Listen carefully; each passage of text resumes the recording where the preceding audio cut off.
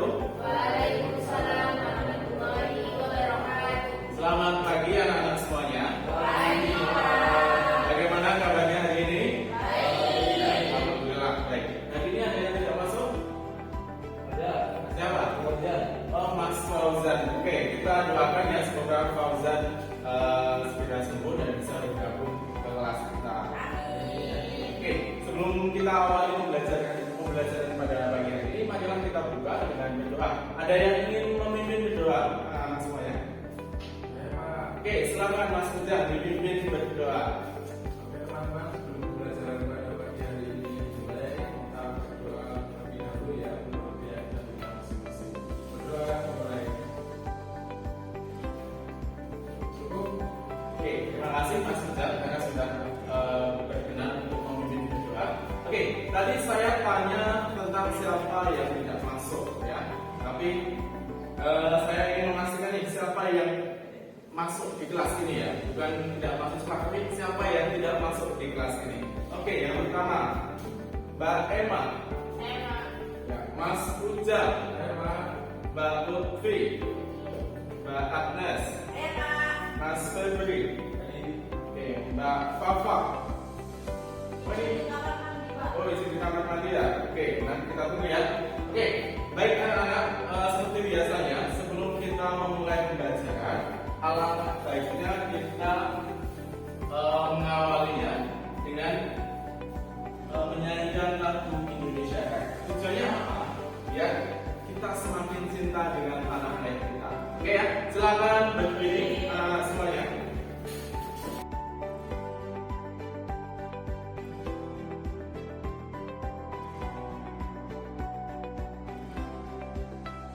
Ya sudah, silakan duduk anak-anak semuanya.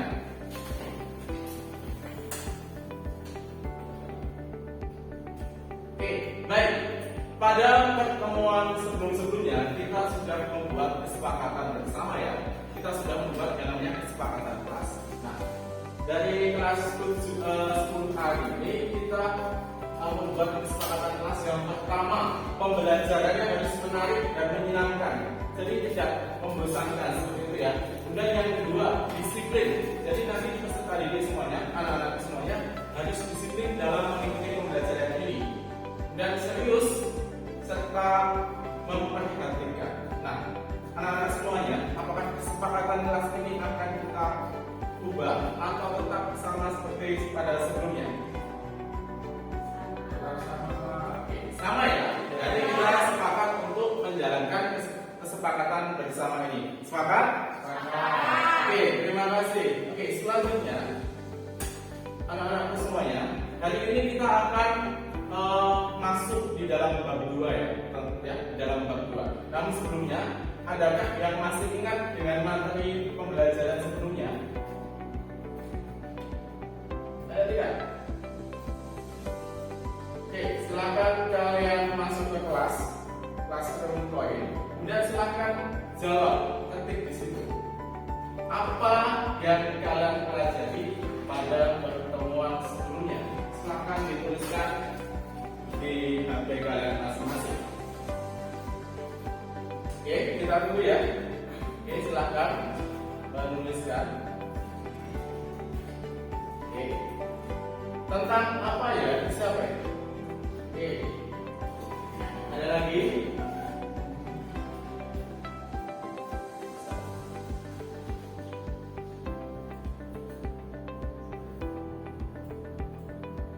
Oke, ini siapa ya? Oh, Mbak Emma. Tentang apa ya? Mbak Emma lupa ya? Oke, ada yang masih ingat anak-anak semuanya? Oke, undang-undang dasar. Waduh, ini sangat melampaui ya. Oke, jadi anak-anak semuanya, minggu lalu kita sudah belajar tentang apa Mbak Lutfi? Masih ingat? Taat hukum. Oh ini belum, ini masih materi selanjutnya ya. Kita akan belajar tentang kemarin kita belajar tentang Pancasila. Ya, masih ingat ya? Ya, apa itu Pancasila? Pancasila sebagai dasar negara. Oke, apa kedudukan Pancasila masih ingat? Kedudukan Pancasila? sebagai dasar negara. Selain itu sebagai ideologi. Apalagi pandangan hidup, falsafah bangsa. Apalagi yang masih ingat terkait dengan hukum? Ya, sumber dari. Oke, pintar Mbak Agnes. Jadi Pancasila itu sebagai sumber dari segala sumber hukum. Artinya hukum yang ada di Indonesia itu semuanya bersumber dari Pancasila. Nah, hari ini kita akan belajar tentang hukum pula, tentang apa? Tentang kesadaran hukum. Ya, kita akan belajar tentang kesadaran hukum. Bagaimana hukum itu dijalankan di Indonesia ini. Nah, tujuan dari pembelajaran ini yang pertama adalah menganalisis perilaku taat hukum, kemudian menciptakan suatu produk yang berkaitan dengan taat hukum. Jadi kita akan belajar apa itu taat hukum, apa itu kesadaran hukum, seperti itu ya. Nah, dalam pembelajaran ini aspek penilaiannya adalah yang pertama pemahaman materi. Kalian harus paham materi terkait kesadaran hukum. Kemudian partisipasi diskusi. Kalian harus aktif ya, proaktif mengikuti diskusi. Kemudian yang terakhir adalah apa? Sikap. Jadi antara knowledge, antara pengetahuan dan sikap itu harus seimbang. Oke, lanjut. Nah, pada pembelajaran ini ada beberapa langkah ya. Yang pertama kita akan question and answer ya, tanya jawab. Kemudian kita akan mengelaborasi materi terkait pemahaman kesadaran hukum. Kemudian kita akan berdiskusi dan nanti ada presentasi dan yang terakhir adalah aksi nyata. Oke. Anak-anakku semuanya, kita awali dengan questionnaire ya atau tidak, contoh dan bukan contoh ya. Nah, jadi ada beberapa pertanyaan ini. Gambar apa mas? Rumah, gapura, apa lagi? Orang sedang bergotong royong. Apa lagi? Ini apa tuh? Kalau di desa kalian namanya apa? Sambatan. Ya, sambatan, betul ya mas Letu ya. Ini adalah sambatan. Nah, pertanyaannya, apakah sambatan itu merupakan perilaku yang berdasarkan hukum? Atau tidak? Tidak. Coba Mbak Numa, kenapa kok jawabannya tidak? Ya, karena itu didasari keinginan bergotong royong. Oke, bagus. Didasari karena keinginan bergotong ya. Oke, ada lagi? Ada yang ingin menjawab?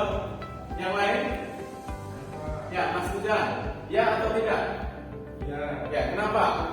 Karena di desa itu ada yang namanya aturan negatif. Oke, betul. Nah, biasanya kalau orang itu menyimpang dari kebudayaan atau kebiasaan-kebiasaan yang ada di desa, contohnya umumnya itu kan gotong royong. Ya. Pasti nanti ada yang berupa sanksi sosial biasanya kalau di desa. Oke, bagus sekali ya. Jadi ada sanksi di dalam masyarakat ya. Kita tepuk tangan buat Mbak Rema dan Mas Puja.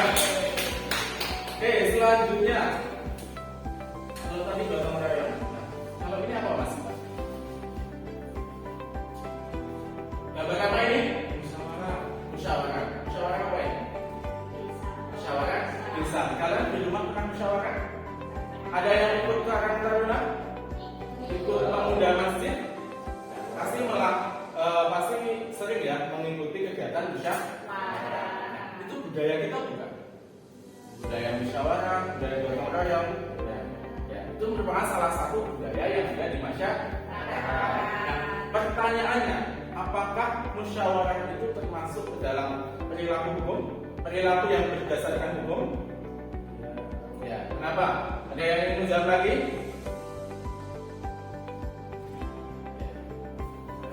Ya, selamat Mas Puja. Contohnya tadi kan segala aturan itu bersumber dari Pancasila.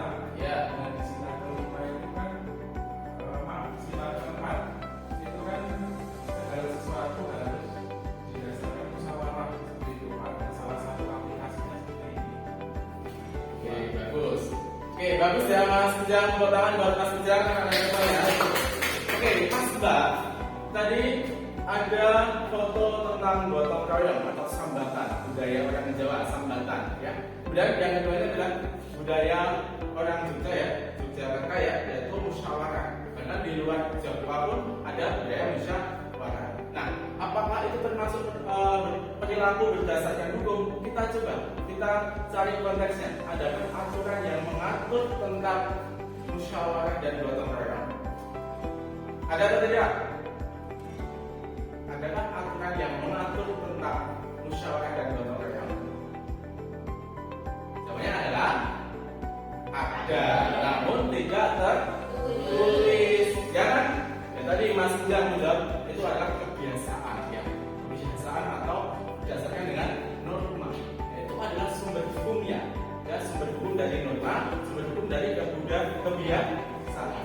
Jadi budaya gotong royong, sambatan di dalam masyarakat dan juga budaya musyawarah yang ada di dalam masyarakat itu merupakan salah satu perilaku yang berdasarkan hukum. Hukum di sini hukum tidak tertulis. Oke, paham ya tentang kesadaran hukum ya? Oke, next kita lanjut. Nah, jadi silakan Mas Bang, kalian mengeksplorasi materi ya berkaitan dengan kesadaran hukum, tujuan hukum dan sumber hukum. Saya sudah menyiapkan materi ya di dalam Google Sites ya. Di sana ada materi tentang kesadaran hukum, tujuan hukum dan sumber hukum ya. Kalian yang suka menonton video bisa melihat di YouTube ya. Dalam bentuk video, kalian yang suka melihat tulisan bisa membaca e-booknya di situ ya. Silakan, saya kasih waktu 5 menit untuk mempelajari materi tersebut. Silakan. Oke, silakan. Mas Ujang, ada kesulitan? Tidak ada ya? Oke.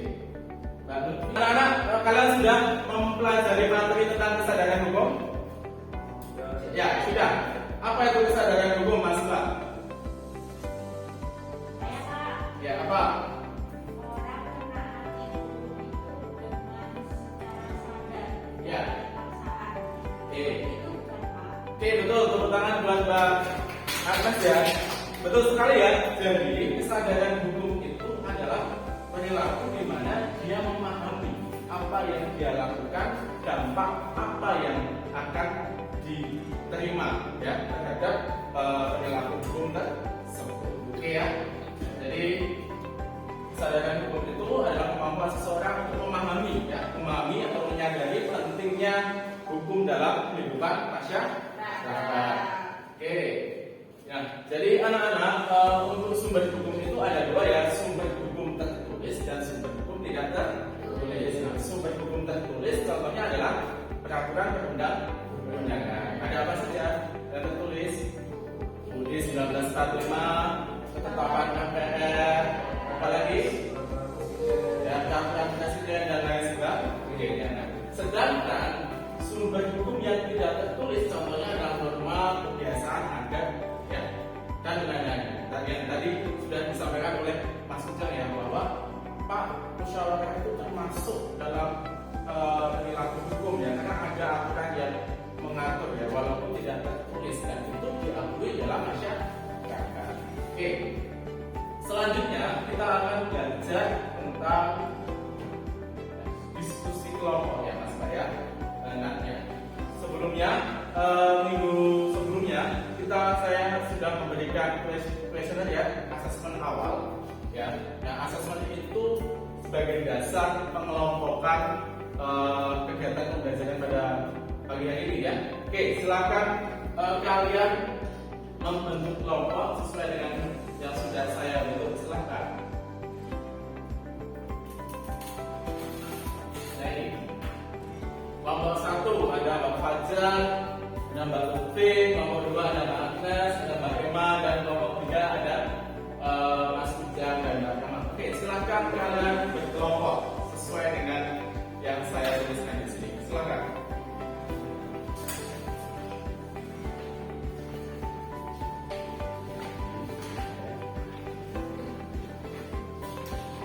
Oke anak-anak, silakan kalian diskusikan tentang contoh perilaku dan manfaat taat hukum ya. Saya kasih waktu 15 menit untuk diskusi ya.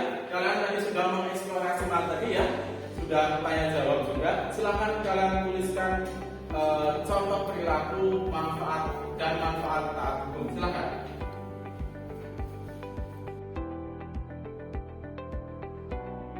Oke, sudah selesai anak-anak semuanya? Sudah. Diskusinya bagaimana, sulit atau susah? Sedikit sulit. Ya, tidak ada yang sulit ya. Kalau kita berusaha, tidak ada yang sulit. Oke, selanjutnya kita akan presentasi. Silakan, ada yang ingin presentasi? Ya, silakan kelompoknya Mas Ujang dan Mbak Lutfi. Oke, tepuk tangan dulu buat Mas Ujang dan Mbak Lutfi ya. Oke, silakan diskusikan hasil kalian. Diskusi ini dari kelompok kami yang pertama adalah di bidang pendidikan ya Pak. Ya. Kemudian contoh perilaku hukumnya itu mengikuti tata tertib sekolah. Oke. Kemudian tujuannya apa? Mewujudkan suasana belajar yang kondusif. Kemudian di kesehatan, yang pertama adalah contoh perilaku hukum mematuhi protokol kesehatan Pak. Oke. Kemudian tujuan atau manfaatnya menjaga kesehatan diri dan orang lain dari penularan penyakit, contohnya COVID. Kemudian yang selanjutnya itu kebebasan beragama. Contoh perilaku hukumnya melaksanakan ibadah sesuai dengan agama dan kepercayaan masing-masing. Kemudian tujuan atau manfaat mewujudkan kerukunan dan toleransi antar umat beragama. Oke, sudah ya itu ya. Pak. Oke, kelompok lain ada yang ingin menanggapi? Mbak Emma ada yang mau menanggapi? Bagus, Pak. Oh, Mbak Agnes. Oke, silakan. Saya tanya Mas Ujang dan Mbak Lutfi. Nah, ini kan yang pendidikan contoh perilaku hukumnya tadi mengikuti tata tertib sekolah ya. Nah, terus kalau tetap kita ada yang nggak pakai seragam sesuai jadwal gimana? Oke, terima kasih atas pertanyaannya ya dari Mbak Agnes. Untuk pertanyaannya sangat berbobot sekali dan akan dijawab oleh Mbak Lutfi. Ini ada pertanyaan Mbak Agnes. Ketika kita mengetahui kita ya pakai seragam sesuai dengan ketentuan yang telah dari lokasi kita mulai kita harus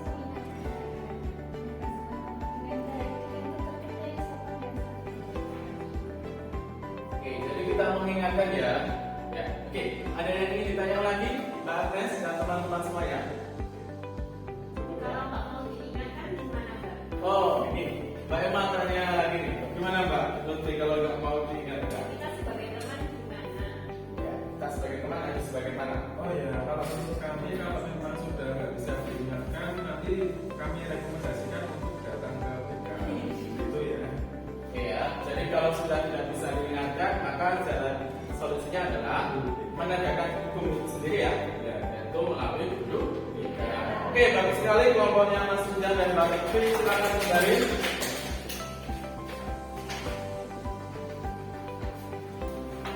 Oke, Mas Mbak semuanya, anak-anak semuanya.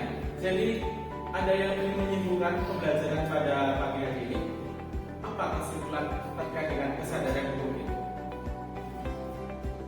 Bahwa kesadaran hukum itu adalah sikap atau kemampuan untuk apa? Untuk memahami apa yang dilakukan, apa yang kita lakukan, kemudian dampak dari apa yang kita lakukan itu ya terkait dengan menjalankan aturan. Kesadaran hukum ya, kesadaran hukum yang membudaya atau di masyarakat itu disebut sebagai kedisiplinan. Itu adalah awal dari apa? Awal dari terwujudnya tujuan hukum. Ya, tujuan hukum ini itu apa? Masih ingat tujuan hukum? Masyarakat bisa adil dan makmur. Oke, jadi itu ya Mas Pak ya kesimpulannya ya. Oke, lanjut ya. Pada pertemuan hari ini kita sudah belajar tentang kesadaran hukum, tentang tujuan hukum dan manfaat hukum itu apa. Karena kita dan tadi kita sudah menyinggungannya materi terkait kesadaran hukum. Nah, silahkan anak-anak semuanya di rumah ya, setelah pembelajaran ini kalian bisa membuat aksi nyata ya, suatu action ya, aksi nyata bagaimana agar masyarakat itu memiliki pemahaman yang betul ya, memiliki semangat yang bagus terkait kesadaran hukum itu sendiri ya, sehingga mereka bisa berperilaku disiplin di dalam masyarakat. Nah, silahkan kalian yang lebih senang membuat video, yang lebih senang membuat poster, yang lebih senang membuat infografis, dan lain sebagainya. Silahkan ditentukan, disesuaikan dengan minat dan bakat kalian. Oke, sampai di sini ada pertanyaan mas semuanya? Belum ya? Oke, belum. Nah, oke, mari kita refleksikan bagaimanakah pembelajaran hari ini. Ada yang ingin merefleksikan pembelajaran hari ini? Gimana Mbak Mas Ferdian? Oke, mudah dipahami. Apa lagi? Apa Mbak Agnes? Oke, menarik. Apa lagi? Medianya bagus. Oke, medianya bagus. Oke. Jadi kalau yang kurang menarik apa Mas? Apa? Oh, tidak ada ya. Oke, baik. Nah, itu adalah refleksi bagi saya untuk selalu berbenah dalam pembelajaran selanjutnya. Baik. Karena sudah selesai, mari kita tutup dengan berdoa. Adakah yang ingin memimpin berdoa anak-anak semuanya? Saya Pak. Oke, Mas Ijah, silakan Mas Ijah. Teman-teman, sebelum pembelajaran pada hari ini terakhir, kita berdoa untuk keyakinan kita masing-masing. Doa boleh. Cukup. Oke, terima kasih Mas Ujang. Selamat siang anak-anak semuanya. Saya akhiri. Wassalamualaikum warahmatullahi wabarakatuh.